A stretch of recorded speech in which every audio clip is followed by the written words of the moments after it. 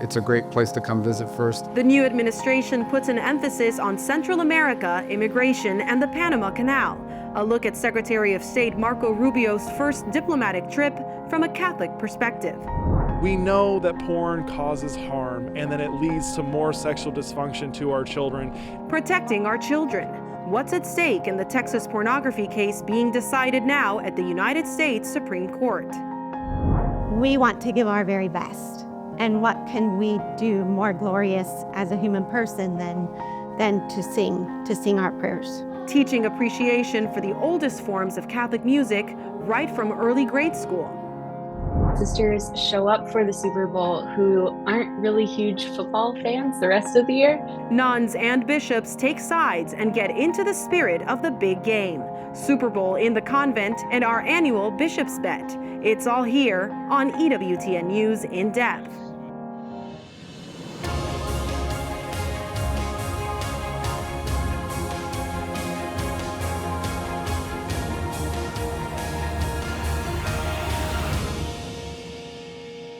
Today, it's one of our strongest economic partners, certainly in the hemisphere, and an important catalyst for so much trade and commerce that happens in the United States. Secretary of State Marco Rubio speaking in Panama on his first international trip.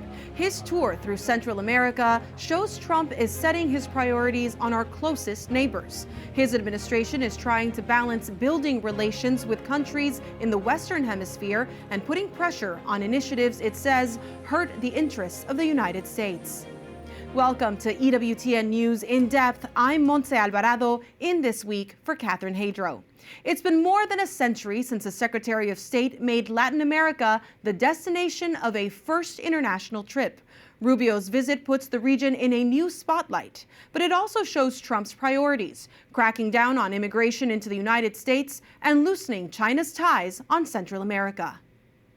It was a busy 6 days for Rubio as he toured Central America, visiting El Salvador, Costa Rica, Guatemala, and the Dominican Republic. His first stop was Panama. And we didn't give that to China, we gave it to Panama. We shouldn't have given it to Panama, but Panama, as you know, has violated the agreement, totally violated the agreement. Much of Rubio's visit to Panama concerned the Panama Canal and Trump's claim that it's now under the management of China. The United States built the canal in the early 20th century and until 1999 operated it as well. It serves as a vital link for global trade and generates $5 billion in revenue every year.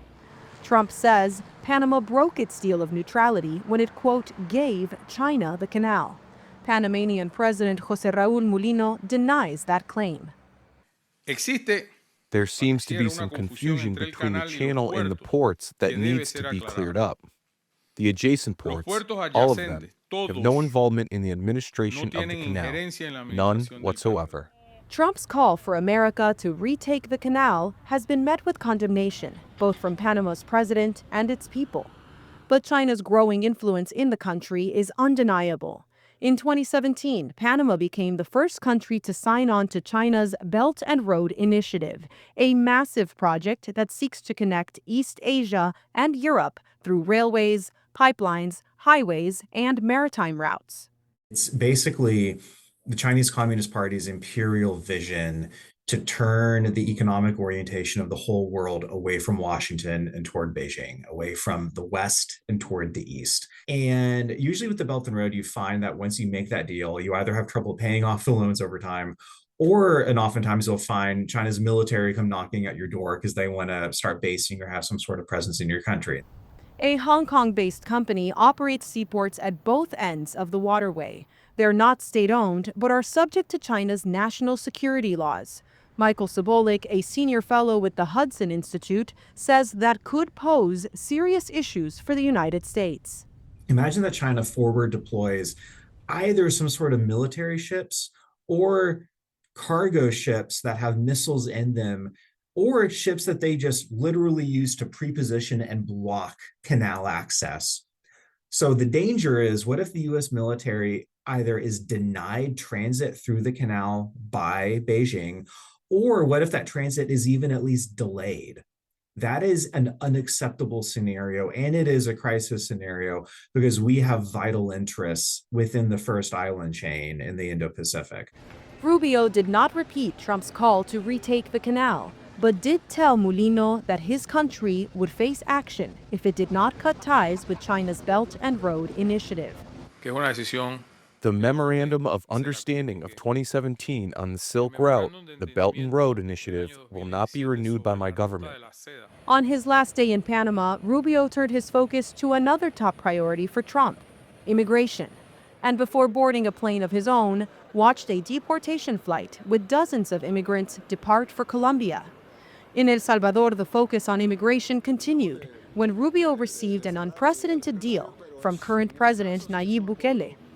The country would not only receive Salvadoran deportees who illegally entered the United States into its massive prison system for a fee, but, quote, any illegal alien in the United States who is a criminal from any nationality. It is unclear whether the U.S. will take up the offer. We'll have to study it on our end. There are obviously legalities involved. We have a constitution. We have all sorts of things, but it's a very generous offer. No one's ever made an offer like that. And to outsource at a fraction of the cost, at least some of the most dangerous and violent criminals that we have in the United States. On Wednesday, Guatemala's President Bernardo Arevalo promised Rubio his country would increase deportation flights carrying migrants by 40%.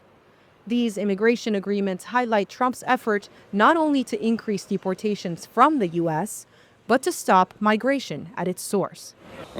We also understand from the United States that most people who come in here have as a goal eventually making it to the United States. So you could say that at a certain point, our border doesn't begin at Texas or Mexico. It begins a lot before.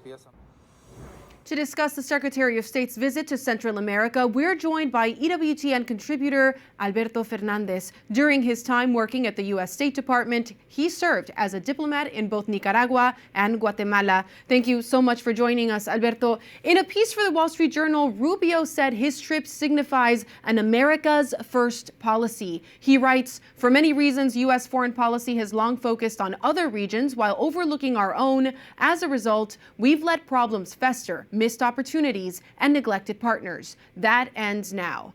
Why do you think the United States is turning to its regional neighbors in this administration in particular? Well, I think it's various points. Number one, there is a sense, as Rubio said in that piece, that we've spent a lot of attention, a lot of time and money in, let's say, less productive parts of the world, say the Middle East, and kind of neglected our relationships in this hemisphere. While we neglected our relationships in this hemisphere, we've seen a tremendous growth in Chinese influence and interference in the hemisphere, and also seen, of course, the rise of hostile states to the United States, the three that Marco Rubio and President Trump have mentioned at past times: Cuba, Nicaragua, and Venezuela. Do you think the United States will actually retake the Panama Canal, as Trump says? Are his comments on China's role and control of it legitimate? Well, I think, the president's remarks are pretty clear, but also knowing his style of negotiating, it seems like it's a maximalist position where the other part is going to have to negotiate. And certainly that seems to have happened as a result of the Rubio visit. There have been a couple of things that Panama has done to kind of change the equation, and there could very well be more. And when you mention that style, how do those comments impact relations with Latin America and the broader region? Well, I mean, it's always, how is that received? I think it's received seriously, if not literally, as a famous article about President Trump said. Certainly it's serious when the most powerful man in the world has something to say about you, and you need to take it seriously and see how you react.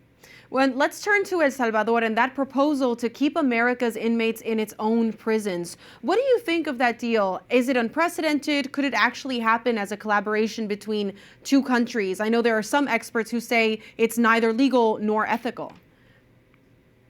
Well, I mean, we're talking about illegal criminal aliens. In other words, we're talking about people who have committed a serious crime in the United States, been convicted, and who are supposed to be deported. So I think it may be a gray area that we actually haven't addressed in the past before. Now, there have been in the past, when different countries here or there, arrangements made between the United States and a partner to house or to detain people. But you're absolutely right. This is kind of uncharted waters.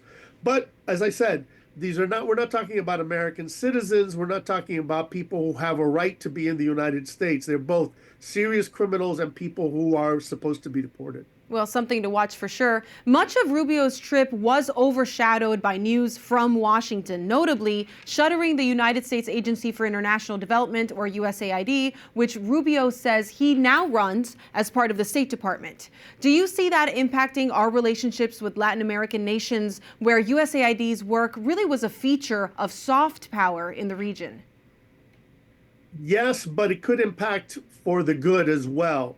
I mean, I've served, especially in Guatemala. I remember that USAID's activities were a lightning rod, and there was a broad sense in the society that at least some of the things that they were doing was kind of politically tinged social engineering from the United States. In other words, that USAID and the Americans had a heavy hand with their Latin American partners. And so many people will welcome a different AID that focuses on cooperation and humanitarian assistance without that heavy politicized, maybe leftist orientation. Now, Rubio is the son of Cuban immigrants and a fluent Spanish speaker, not to mention a practicing Catholic as well. How do you see that shaping his trip, shaping his impact in the region? Well, I think both of those are really important elements, and I would add two more, and that is, of course, he was a U.S. Senator for 14 years who worked a lot on Latin America. And, of course, he is, like me, from Miami, and, many people have called Miami the capital of Latin America, which has, as you know, Montse, vibrant exile and immigrant communities, and you get to know Colombians and Venezuelans and Nicaraguans and whatever. So I think all of those things working together give Secretary Rubio a unique and I think a very powerful and positive perspective. While in Costa Rica, Marco Rubio called the governments of Nicaragua, Venezuela, and Cuba enemies of humanity, obviously influenced by exactly what you just described with his experience in Miami. He particularly was denouncing Nicaragua for attempting to eliminate the Catholic Church or any entity that threatens the regime's power. How do you hope that the Trump administration will support religious freedom in Nicaragua? Well, Nicaragua is a fascinating case because it has weaponized migration flows, made it a funding source for itself, directed against the United States. And that happened during the Biden administration, and it suffered no penalty at all. I mean, Nicaragua is still has access to American markets. And so this regime is not just oppressing its own people, it's openly taking actions against the United States. And so a reaction from Washington is overdue. And I would just mention that, when Marco Rubio says enemies of humanity, of course, he's probably also referring to the infamous Sandinista hymn, which says, "We fight against the Yankee, the enemy of humanity." So I think there's a little bit of poking there he is of the Sandinista regime. That's very interesting context for a lot of our viewers who I don't know actually have that memory of the Sandinistas.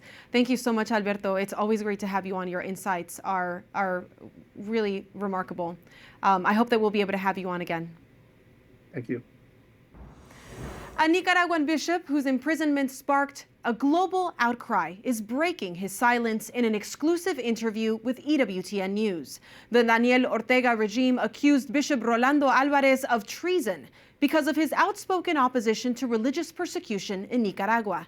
After months of confinement, he was only released from prison when the Vatican negotiated his release. He is now in forced exile in Rome, where he told EWTN's Paola Arriaza he still has reason to hope. Here's Bishop Rolando Alvarez on the record. A year after being forcibly exiled to Rome, Nicaraguan Bishop Monsignor Rolando Alvarez has broken his silence. The prelate, who spent 17 months in detention, first under house arrest and later sentenced to 26 years in prison, was accused by Daniel Ortega's regime of conspiracy and treason. His release was the result of Vatican-led negotiations with the Nicaraguan government. I always thought of and believed in my freedom. Always believed in my release. When? I don't know. I didn't know. But I always hoped to be free, and I insist. What sustained me was prayer. The fact that I am here today, giving this interview from the beautiful Pontifical Commission for Latin America, can only be explained as a supernatural act of God. There is no human explanation for why I should otherwise be able to be here with you in this moment.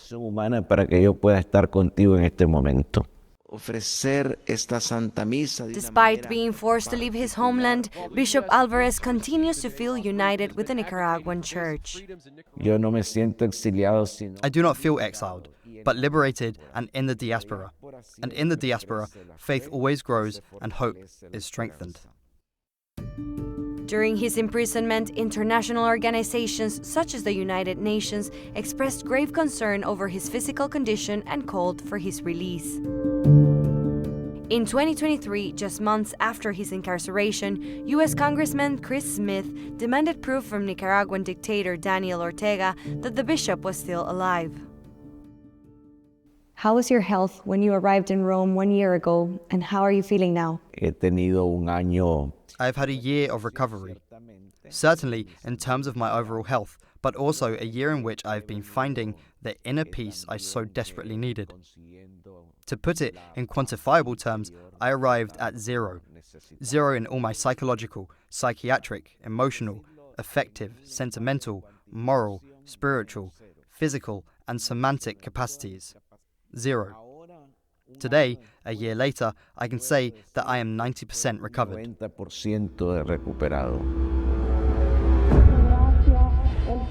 While the Nicaraguan government has released several clergy, many priests, religious, and lay people remain behind bars.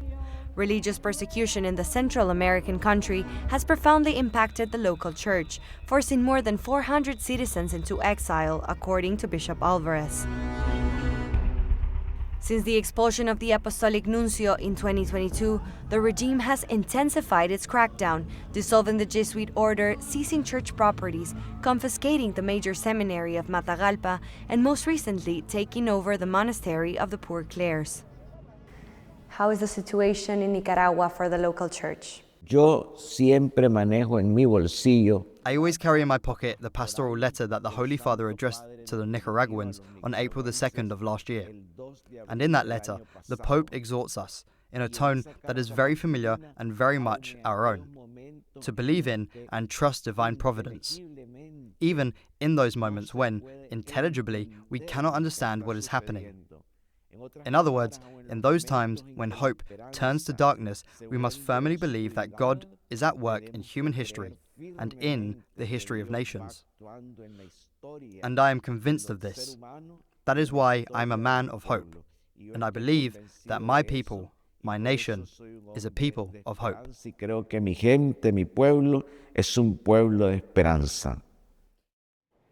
In Rome, Paola Riaza, EWTN News In Depth. For more on the Bishop Alvarez interview, go to an extensive article at our partner, Catholic News Agency. There's much, much more ahead on this edition of EWTN News In Depth, from the Supreme Court to the classroom to the Super Bowl. Is sexuality just something for recreation, or is there something more meaningful here? We're human beings, we're not animals, we're called to live a better life. Should there be a law to limit pornography access to children? We examine a case before the High Court and talk to an expert who specializes in protecting young people from harmful social media. A modern Catholic school brings back ancient Gregorian chant. A look inside the music room ahead. I know who I'm rooting for, but I'm not going to tell you, Bishop Johnson. All right, you kind of gave it away there, I think. And backed by popular demand, our annual Super Bowl Bishops Bet. A friendly wager between the bishops of Kansas City and Philadelphia, a little later on EWTN News In Depth.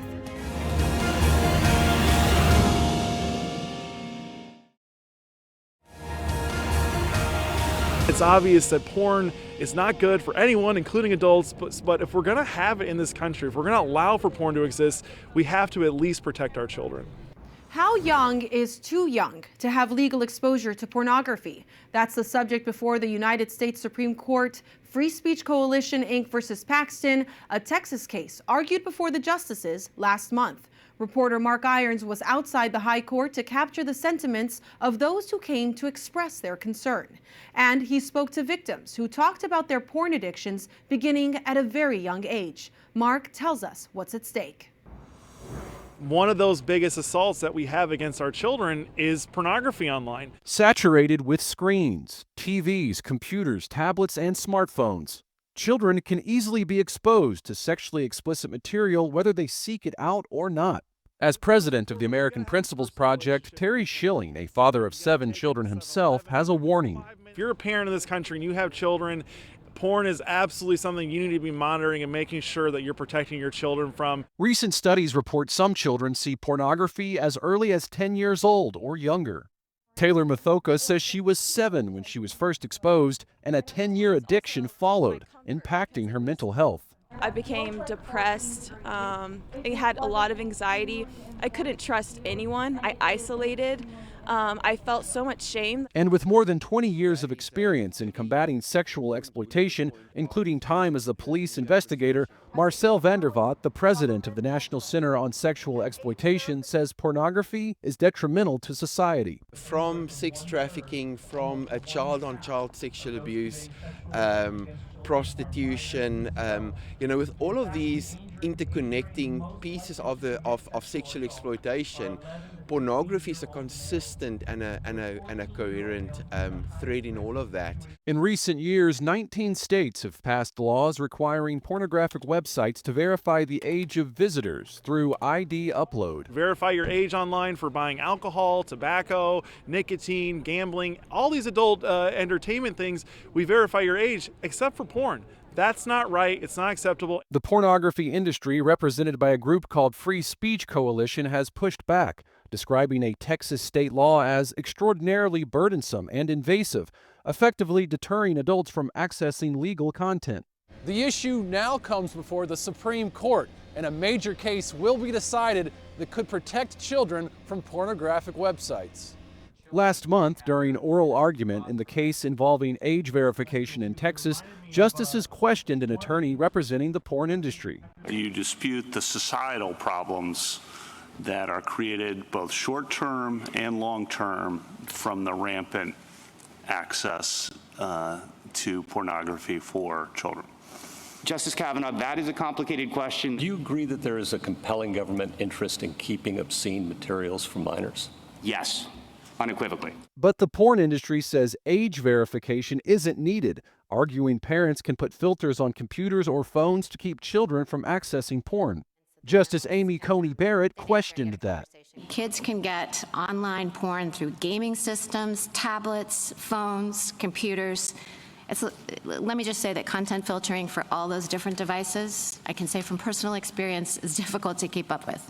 So, and I think that the explosion of addiction to online porn has shown that content filtering isn't working. The Supreme Court case will be decided this summer and could have broad implications. During oral argument outside the court, a rally cry to protect kids from porn. Taylor says exposure to pornography stole her childhood and prevented her from living the life of a typical little girl. I was 7, 8 years old. I should be thinking about birthday parties and, playing with stuffed animals and Barbies, but instead my mind is warped and thinking about the videos and the violence that I was watching. First it started out of curiosity. An attorney with the National Center on Sexual Exploitation says the porn industry lacks accountability. And I can tell you this is an industry that just simply doesn't have the will to step up and create safeguards and guardrails for its own dangerous content. Advocates for age verification tell us this isn't about banning pornography, but making sure basic protections are in place. It goes to where the pornography is being produced and disseminated, and it forces those people that are releasing this smut onto the world to verify that they're not giving it to children. Mark Irons, EWTN News in Depth. To give us further insight into the pornography age verification case at the Supreme Court, we're joined by Claire Morell, a fellow at the Ethics and Public Policy Center in Washington, D.C. Her area of expertise is big tech and how to protect children from social media's negative influences. She's the author of the forthcoming book, The Tech Exit, a practical guide to freeing kids and teens from smartphones. It comes out in June. Claire, thank you so much for joining us. Give us a sense of this case. Why did the Supreme Court agree to take it, and did oral argument point in any direction of a potential outcome? Yes, absolutely. The court took up this case because now over 19 states have passed these laws, and the last time that the Supreme Court considered an age verification law was in 2004. That was over 20 years ago, in a completely different era of the internet. And so I think that the justices, and this was demonstrated in oral arguments, were very interested in reevaluating age verification laws and their constitutionality in light of the vast technological changes we've seen in the last 20 years. In 2004, in the last case when they heard an age verification law was Ashcroft versus ACLU, smartphones and social media didn't even exist. And so the facts have very much changed. And I think the court then was eager to take this up. I mean, more procedurally, the reason they took this is because a Texas age verification law was originally enjoined in a district court in Texas, but then the Fifth Circuit overturned that injunction and upheld the law as constitutional. And so then that led to the appeal up to the Supreme Court and their interest in taking this on.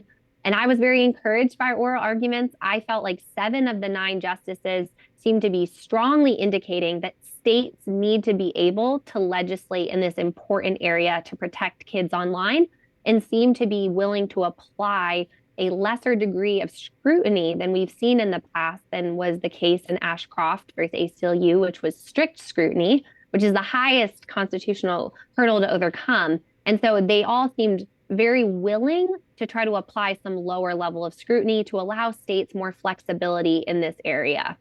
And it's an interesting divide that we're seeing with those 19 states that do have age verification protocols. It's a divide in the country that shows that the debate is robust for the Supreme Court to weigh in. Claire, at the center of this case is whether or not the protection of minors really is a state issue. Is the government responsible for protecting children from pornography?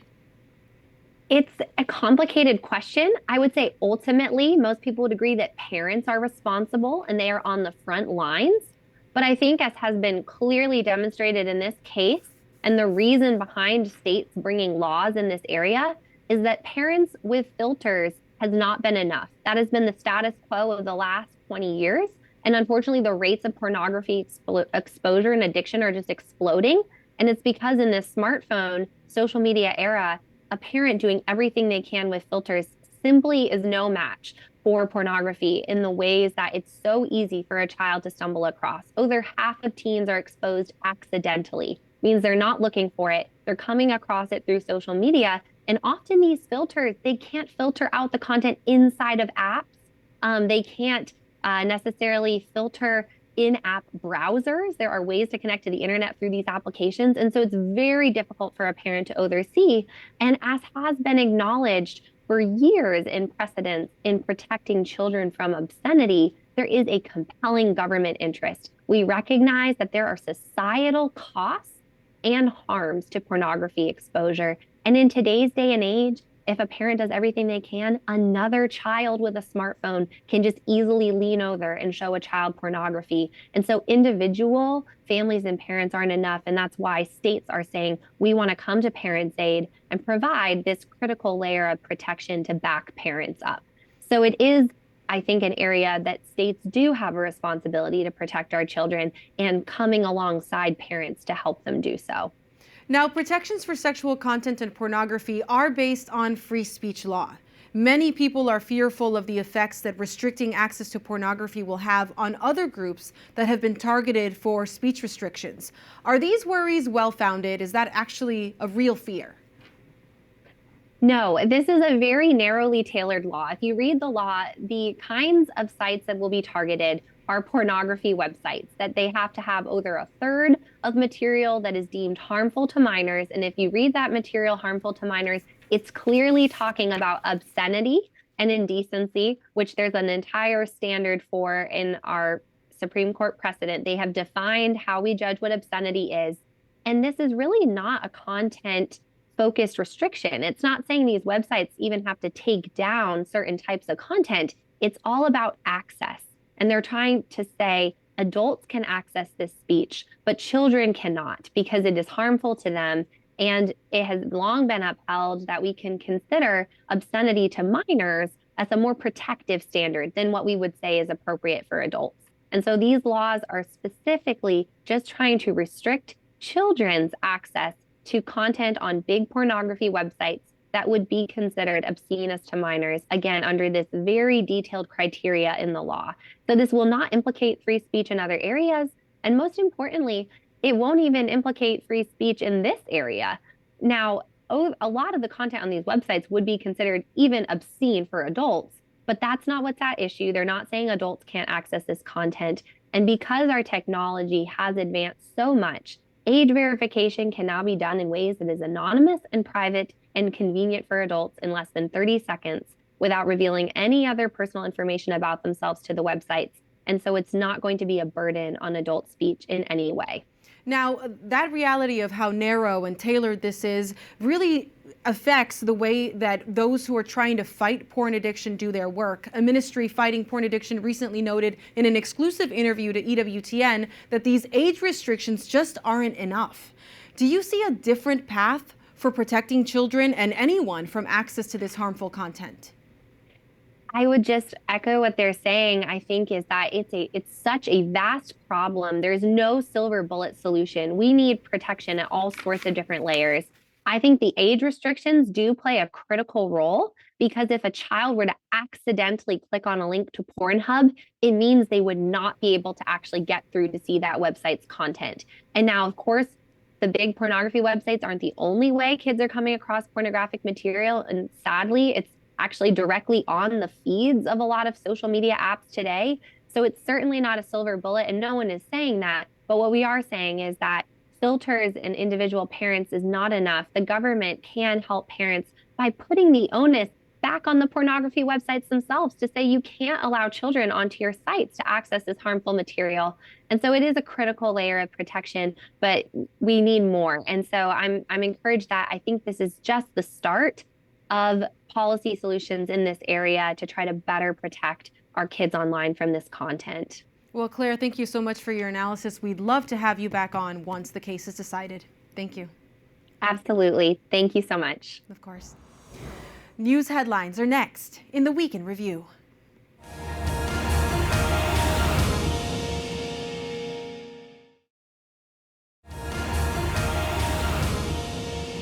Remarks from President Donald Trump at the National Prayer Breakfast this week in Washington top the Week in Review. During two events surrounding the prayer breakfast, Trump said he wants to root out what he calls anti-Christian bias in the U.S.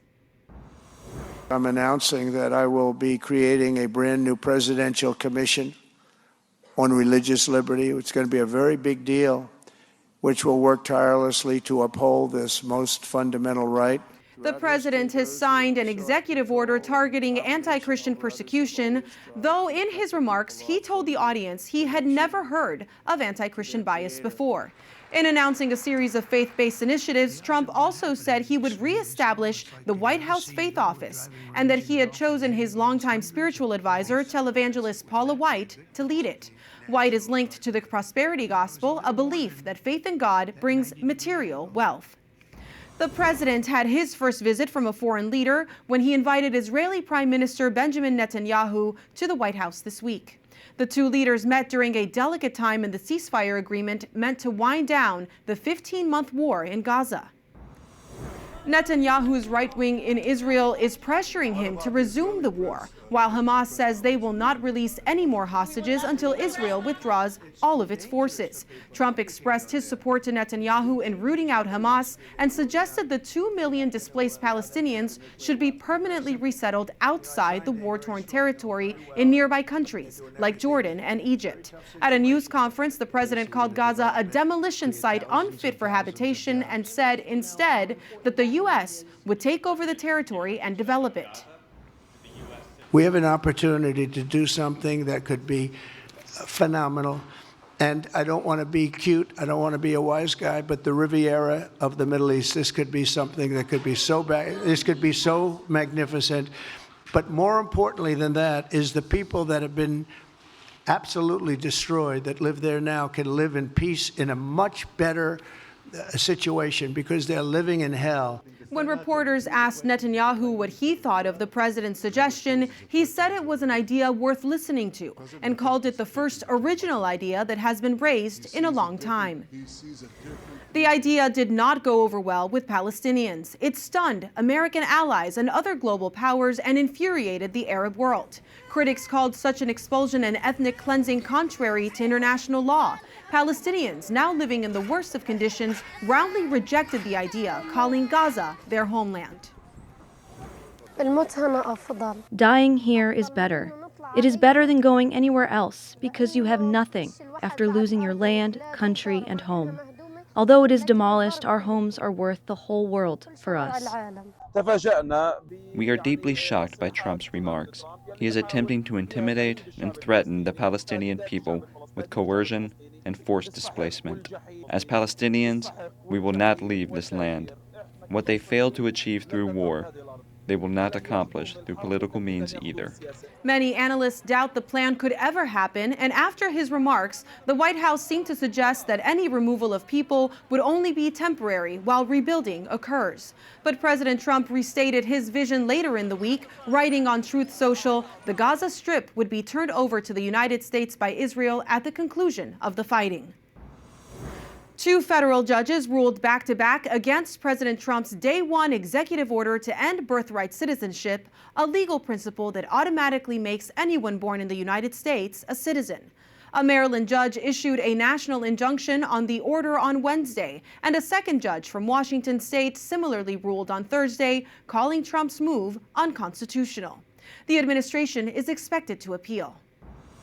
The NCAA has officially updated its policy on transgender student athletes. Women's sports are now limited to only biological women. That new policy came on Thursday, just a day after President Trump signed an executive order banning biological men from competing in women's sports. Dozens of young female athletes joined the president in the Oval Office for the signing ceremony. In recent years, many women have spoken out against men competing in women's sports as unfair, dangerous, and a rejection of the protections promised to women under Title IX.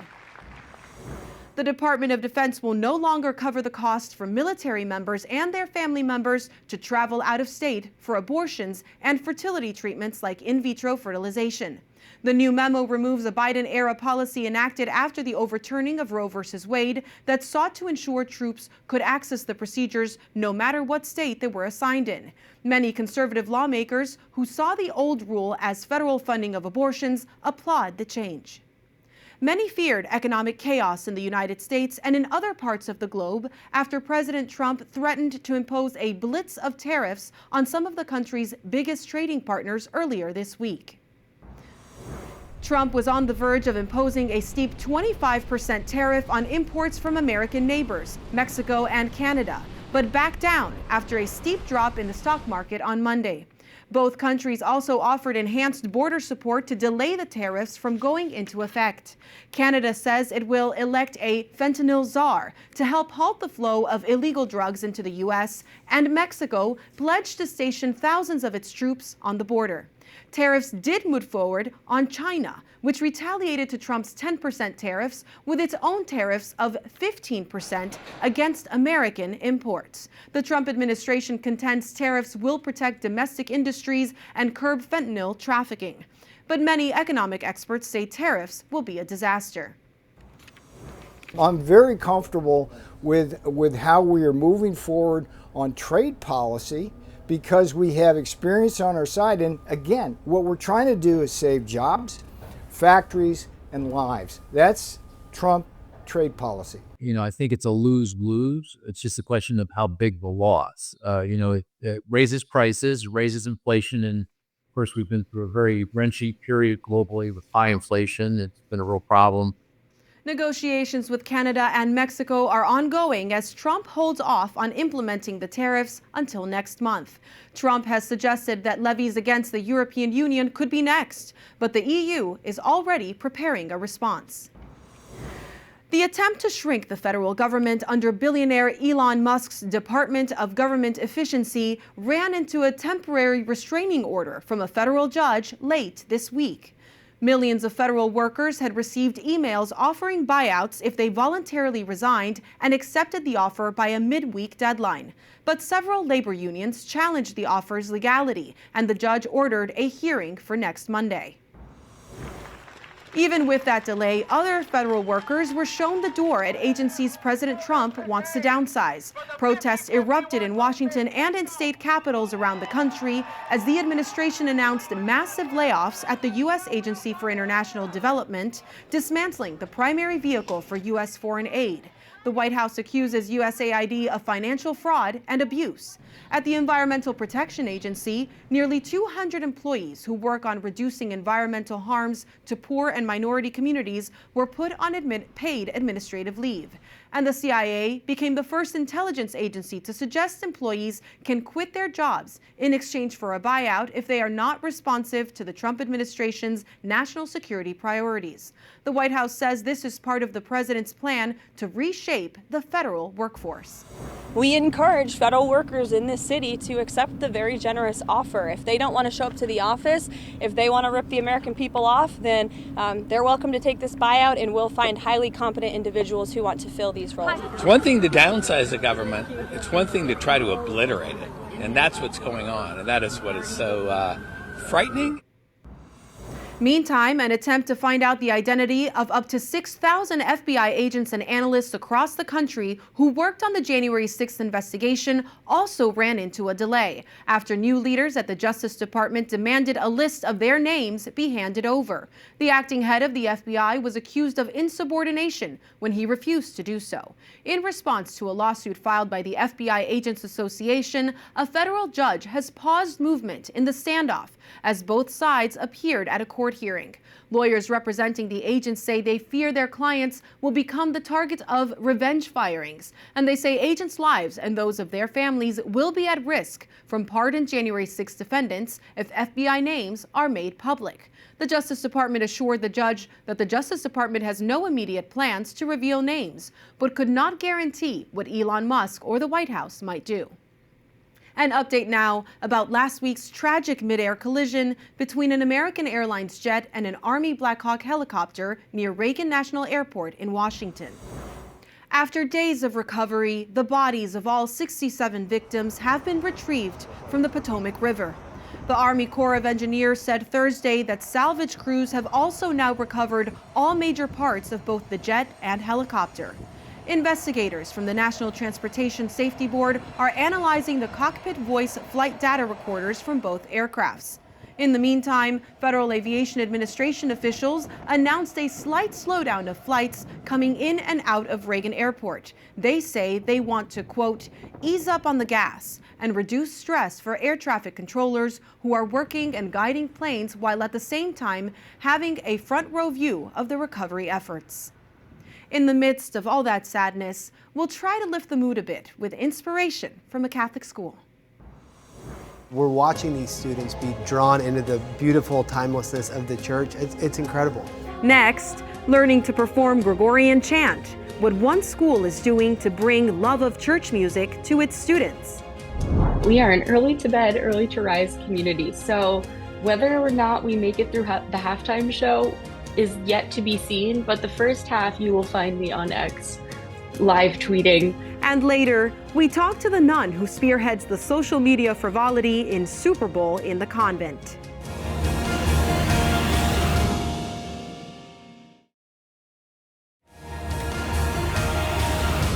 Last weekend, Christians around the world celebrated Candlemas. It's a tradition in which candles are blessed at Mass on the feast day commemorating Mary and Joseph bringing Jesus to the temple and light into the world.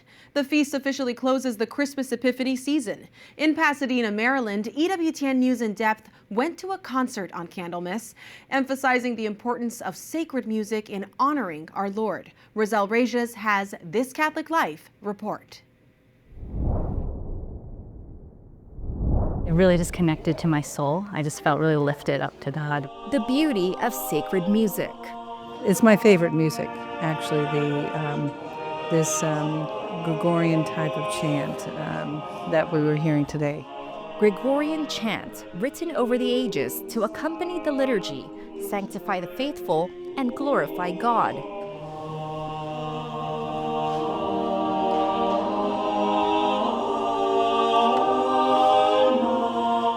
In celebration of Candlemas, Divine Mercy Academy, a K-8 Catholic school in Pasadena, Maryland, hosted a concert featuring the Baltimore Basilica Professional Choir. This concert is here for them to really realize the very best that they can. We brought these beautiful musicians here to demonstrate to them that they need to do that someday. The choir performed a number of popular Gregorian chants. And for a surprise performance, students were able to join in as well. Join us in singing God Have Here Whining, called by Adorers.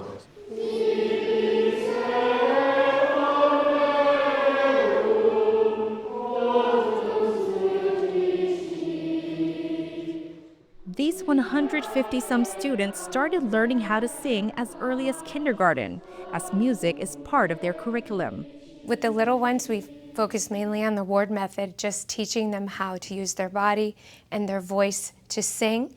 And I tell them, if you can speak, you can sing. Divine Mercy Academy uses what's called the ward method, a progressive method of teaching children the fundamentals of music so they are able to sing sacred music. The method was developed by musical educator Justine Ward in response to a request from Reverend Thomas Edward Shields, chair of the Department of Education at the Catholic University of America in 1909. By the 1920s, the Ward method was used in Catholic schools across the United States. These are fourth graders, knowing what notes to sing after musical director Kelly O'Connor points to a sequence of numbers.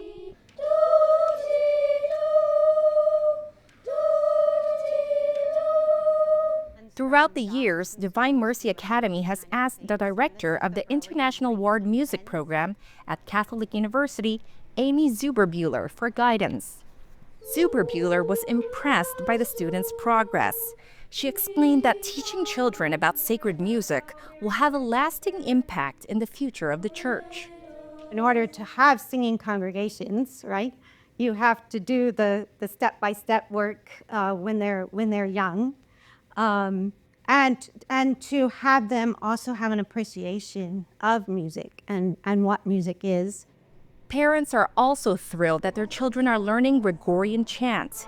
After watching the concert, they are excited to see what their young scholars will be able to perform in the coming years. I think there's a quiet revolution that's happening, a revolution of beauty. I mean, the modern world is starved for it. And these students are, and so it's just watching their eyes. You know, this morning they were so dialed in. Oh, it was amazing! I could see my third grader just singing it loudly, and it's just great that they're learning these things and understanding like this is a way to connect their faith to something beautiful. Divine Mercy Academy students also showcased their musical talent at their annual spring concert and Christmas gathering. Roselle Reyes, EWTN News In Depth. Last weekend, we celebrated Candlemas. This weekend, with some Catholic flair, our attention turns to the Super Bowl. Our annual EWTN News In Depth Bishop Bet when we come back. Bishop Johnson, send me a menu. Oh man, gentlemen. Okay.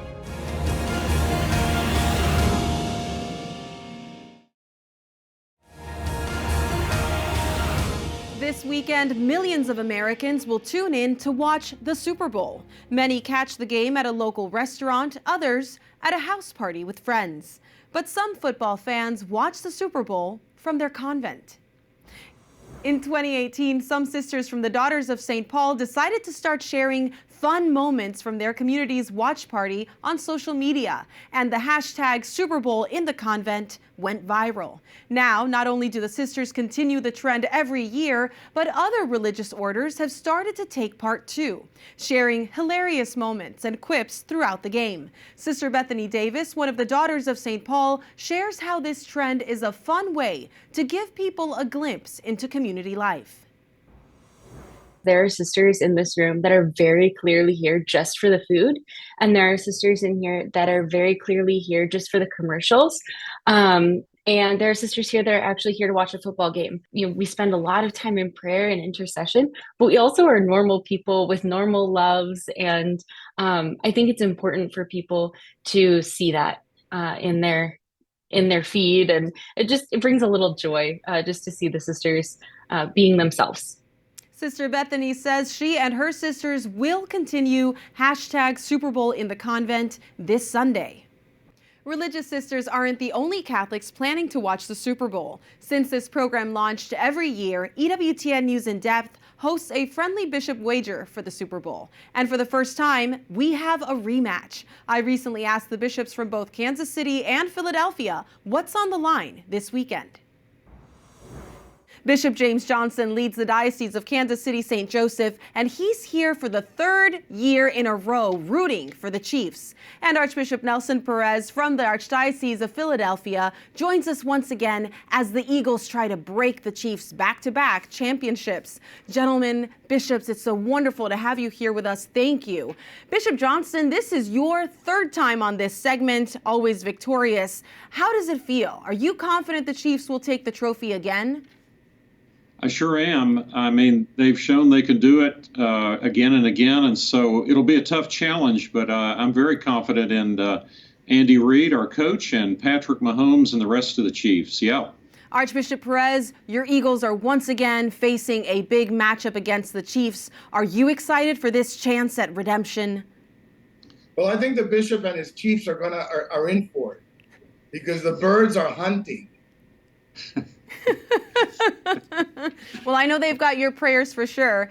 Bishop Johnson, Kansas City kicker Harrison Butker is a devout Catholic and shares his faith openly. But we've seen a handful of sports stars at the collegiate and professional level share their faith. Do you think evangelizing in the end zone can bring fans to Christ? Well, I'm really encouraged by the faith of so many of the players, and not just on the field, but even afterwards in interviews, how many of them speak about their faith. And so I think it's a great witness of, not covering your lampstand, but putting it out to where it can give light. So I'm encouraged by the enthusiasm that our players have for their faith. Well, it looks like it's not just the players that have enthusiasm. Archbishop Perez, you're not the only one rooting for the Eagles. The Cathedral of St. Thomas More in Arlington, Virginia recently underwent renovations, and Bishop Burbidge happened to add a nod to his hometown team in some of his new stained glass. How did you react to that? And is there a friendly competition among American bishops? Well, when I saw that, I said, you go, Bishop Burbidge. He put the Eagles like this. The Eagles emblem on a stained glass of St. Catherine Drexel. So he was bold and he was right. Are you praying especially with him for the outcome for this game? Absolutely, to St. John Neumann and Catherine Drexel. So we got some power. That's a lot of power. Bishop Johnson, do you have a patron saint that you're praying to? Yes, we're Kansas City St. Joseph, so we're going to rely on good old St. Joseph, who's the patron of the Universal Church. So I think we've got him outnumbered there with St. Joseph. Ooh, that sounds like some competition. One more time, Archbishop Nelson. I'm going to add some more saints to my crowd then. I hear you've got a pretty hefty reliquary too, so. I do. Well, not only are bragging rights up for grabs this weekend, as is our tradition, we've come on our program with a wager. Archbishop Nelson, since you're the one returning and challenging, tell us, what is it that's on the line? Well, when the Eagles win, because they will win, the wager is $500 for Catholic charities, and then the bishop is going to have to send me some barbecue. If not, I'm going to have to send them a cheesesteak. Oh my goodness. Well, Archbishop Johnson, do you accept that wager? Well, we do. We're looking forward to the cheesesteaks, but if the Chiefs should fall, which is unlikely, we're going to send some Jack Stack barbecue from Kansas City. It's one of the premier barbecue restaurants here, along with the $500 for their Catholic charities too. So, but that's pretty unlikely. I'm looking forward to cheesesteaks. Bishop Johnson, the bishop that I'm on retreat with, asked me to ask you for 2 points since we're the underdog. There you go. You tell them to go back to their prayer. Well, there we've got it. You've got Philly cheesesteaks and some Kansas barbecue on the line, along with a very generous support for Catholic charities, which we know is so important, especially now. Thank you both so much for your enthusiasm. We'll be watching to see who wins and make sure we follow up on that wager. Thank you. And that does it for this edition of EWTN News In Depth. I'm Montse Alvarado. Join us same time next week for more news important to your Catholic life and an update on what happened with the Bishop's Bet. See you then.